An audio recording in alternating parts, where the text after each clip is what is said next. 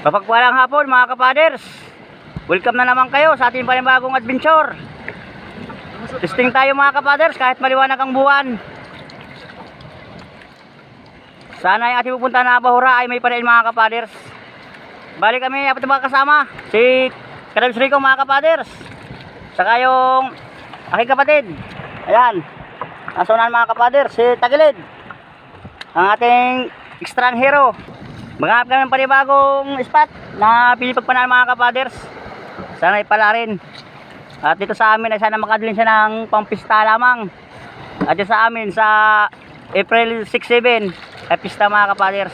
Abang-abang sa aming adventure. Sa mga mana. Lahat ay mag-iingat. God bless.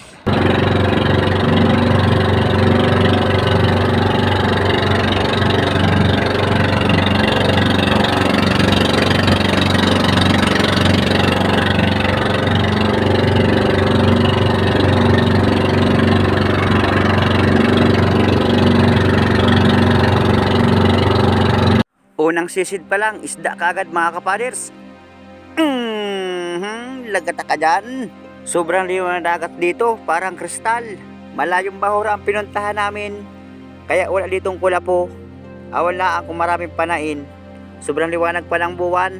Tsaga-tsagaan lang natin mga kapaders sa paglalangoy. Kahit sobrang liwanag. Diyan sa unahan, abante tayo. Magandang corals. Yun, malaking timbungan. Lagata ka dyan. Kwartang linaw na. First class na isda. Hindi na pwedeng sisidin yung pikapan ko ng mga isda na malalaki. Mahaba ng kula po mga kapaders. Kaya dito matayo sa parting malayo. Sana mapanain dito. At para makarami, naroon talikbago. 2. Maganda ito mga kapaders. Itong unahin ko. Huli. Yung isa nasa na kaya. Walang lumampas mga kapaders, ikakasako ang pana. Naroon sa pinakambutas, sa silalim. Panain ko na rin at palayas na. Mapihit na mga kapaders. Bali 2. Ang isdang masarap pinirito. Kahit sinabawan. Ito rin yung isdang masakit makatinik. Ingat lang kayo pag kayo nakabili sa palengke ng ganitong isda. Marami ngayon naghahanap ng isda. Yun lang tayo ng pang-ulam para sa mahal na araw. Naroon, lapu-lapu. Lagata ka dyan. Woohoo! Kwartang linaw. Makakadilis na naman tayo. Ilang gabi rin ako walang laot. Nagpumunta ako ng Real Quezon, balikan. Nagkasakit ako, trangkaso. Sobrang init kaya ng panahon. Naroon sa Maral. Nakatalikod. Lagata ka din dyan. Pwede ng pandaradagdag. Pilit na naman na isda ating nakapana dito. Ganda ng kulay ng corals mga kapaders. Buhay na buhay, iba't iba ang kulay. Hanap ulit tayo sa unahan, abante. Dun sa butas. Naroon. Medyo malikot laang. Panain ko na, baka lumayas pa. Mutik pang sablayan. May natiktik na butiki. Hanggang dito lang sa ilalim ng dagat. Mayroon pang butiki, gatiktik. Masama na naman pangitain. Hanap ulit tayo, baka binasin. Pakita, mga isda. Naroon, nakatago. Manitis. Gitik. First class na isda uli. Ang timbungan may tagpi na itim sa parting buntutan. Kagandahan lang ito ng laki, katamtaman. Abante tayo sa unahan. Binagungan pala ito mga kapaders. Uy, bukaw na isda. May pang-ulam na naman ako. Gitik. Mayroon pang isang talikbago, kaya laang maliit. Hayaan mo natin yun mga kapaders para makalaki pa. At para meron tayong balikan. Hanap ulit tayo dyan sa unahan. Linaw ng dagat. Parang nasa swimming pool ako lumalangoy. Pipihit ka pa. Yung isang klaseng bukawin ito. Ublong na bukawin kung tawagin sa amin. 140 na pala ang bigay ko ng ganong isda, betilya. Hanap ulit tayo na ito pa. Binata ko na mga kapaders. At pag tinama sa parting tiyan, pag nakapunit, lalaki ang tama. Kasama ito ng bukawin, 140. Abante tayo. Matawid tayo ng ibang bahura. Naroon, danggit lusay or balawis. Tumagilid mga kapaders. Yon, humiga pa. Lagata ka din dyan. Paborito ng mga taga-isla. Masarap kaya itong pirito kahit inihaw. Ganda ng corals mga kapaders, buhay na buhay. Ito, pag maganda ang corals, maraming isda yan sigurado. Na ito pa, nakatago. Bukawin, nakatalikod pa. Yeah. Iba talaga pag bagong adjust ang rubber ng pana, naasbuk. Kung sa buhangin, naalikabok. Mayroon pang isang isda, kailangan medyo maliit pa. Abante tayo sa unahan. Pakita na kayo. Wala ditong kulambutan. Madalang na mga kapaders, lipas na kayo ang kulambutanan. Na ito pa. Gitik din. Maigi. May pandaradagdag na. Sigurado, magandang kikitain bukas. Kaya ang diesel, mataas ang presyo mga kapaders. 150, 1 litro. Naku po, pag walang sipag, walang didilinsyahin. Kaya talaga sa panahon ngayon, doble sikap para sa pamilya. Wala man sanang problema kung tumaas ang diesel, gasolina. Ang problema ng alaang, lahat ng bilihin tumaas din. Yun lang kahirapan sa bansa natin ay naroon paro-paro. Na ito, sa Maral, Malapad. Lagata ka din dyan. Ayos na ito, pandaradagdag. Makadili siya lamang talaga ng 3 kilong bigas, ayos na. Matira tayo ng marami-raming pang ulam. At baka tayo hindi makalaot. At mahal na araw, maliwanag pa ang buwan. Gitik. Ang isdang dalipus. Masarap itong gataan. Kahit dinalsa ng kaliskis. Ito, kapag ako lumuluto ng ganito, di ko tiyatanggal ang kaliskis, sinasama ko na yan.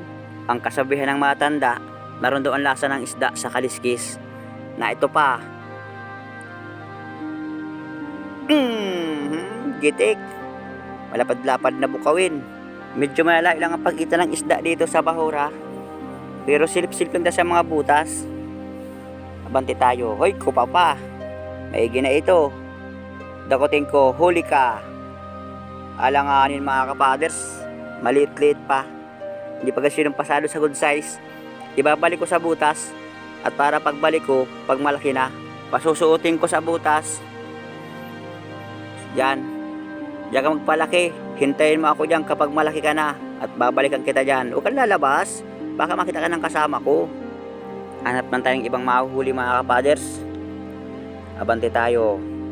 Naroon. Pwede na ito. Bukawin. Gitik din. Maganda ang pulso ng kamay ko ngayon mga kapaders.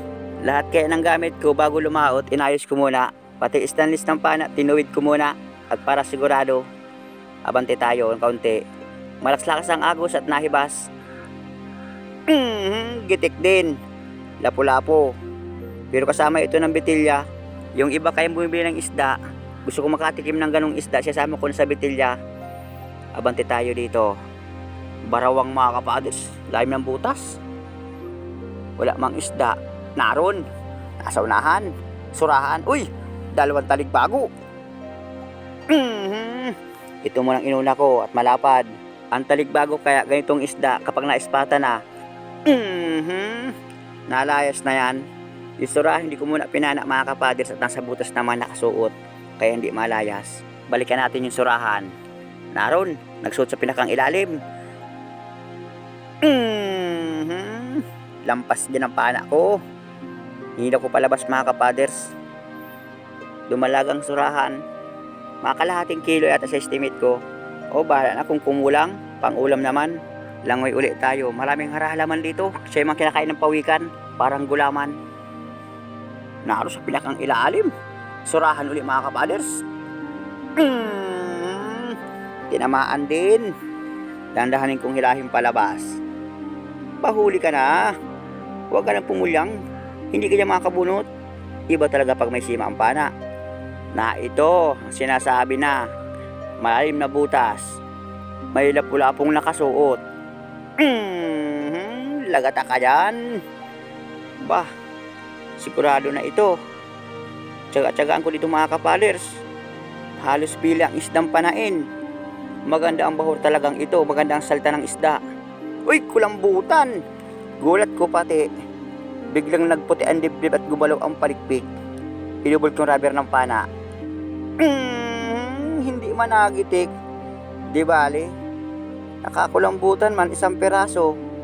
Ang problema dito sa amin, bagsak presyo ang kulambutan, hindi daw bumibili mga kapalos ang buyer sa tabi. Bibilin sa amin, 80 ang kilo. Ano kaya ito, pang ulam na lang kaya ibinta ko pa. Kapag inulam naman, masyadong malaki. Baka hindi namin maubos, mapanis laang. Bibinta ko lang sa labas, baka maganda pa ang presyo na ito. Lalo kapag may turista, matsambahan baga 150 ang kilo, maigi na ito, pambawi sa gastos. Salamat ulit Lord na marami. Gandang blessing ang bahura dito. Maraming panain. Naroon pa. Siguraduhin ko na ito. Yun lang, hindi nagitik. Ganda ng plangkita sa ibabaw ng bato ay. Akala ko sentido na ang tama. Awan ko lang ito kung mag 1 kilo. 180 ang kilo. Hanap ulit tayo. Abante. Buti at medyo maimbong na ang dagat. Na ito pa. Gitik na naman.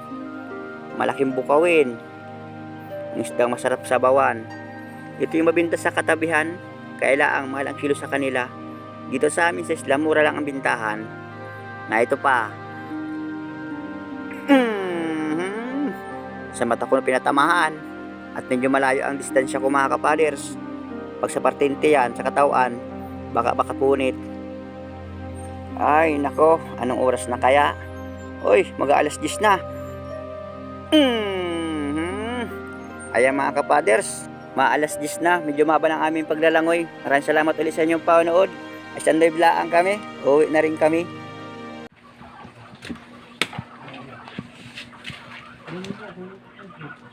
Wash yan. Ha?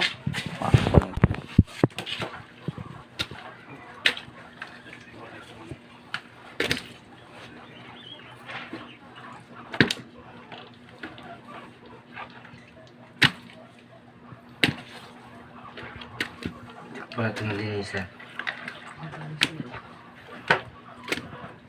Yan. Ang ball. Tanong mo ba yun? Ito na ito Ano lang yun yan?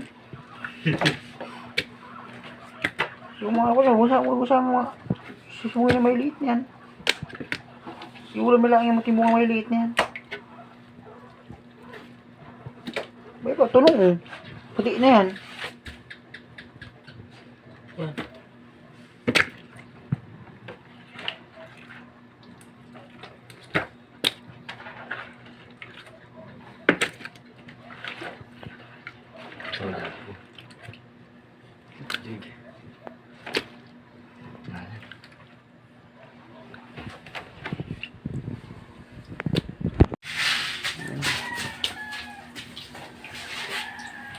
Tirahan doon.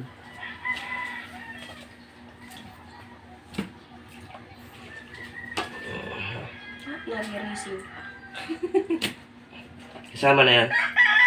Sabi yan. Kasama na yan sa hanap buhay. Ang maisturbo niya kami ng madaling araw.